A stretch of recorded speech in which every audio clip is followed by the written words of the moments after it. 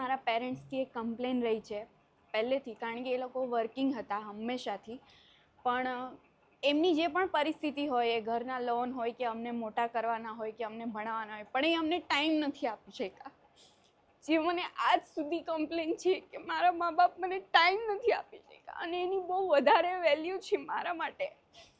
આજે જ્યારે મા બાપની વાત આવી, અને ખાસ કરીને મમ્મી, કે સ્કૂલની મીટિંગ્સ હોય કે કોઈ પણ ફંક્શન્સ હોય તો મમ્મીએ ક્યારેય અટેન્ડ કર્યું જ નથી. આજ સુધીની લાઈફમાં મારી મમ્મી મારી સ્કૂલમાં આવી જ નથી. નો ડાઉટ ફાધરનો એ સપોર્ટ હતો જ મારી પાસે, બટ મારી મમ્મી પાસે ઓલવેઝ મને એ કમ્પ્લેન રહી છે. અને કદાચ એટલે જ હું અત્યારે માસ્ટર્સ ઓફ પ્લાનિંગ કર્યા પછી પણ હું જોબ નથી કરતી, કારણ કે હું મારા બાળકને એ વસ્તુ આપવા માંગુ છું જે મને નથી મળી. પણ એ બહુ મોટી વસ્તુ છે કે આજે મેં મારી મમ્મીને એના માટે પણ માફ કરી દીધી, કારણ કે એની પરિસ્થિતિ હતી.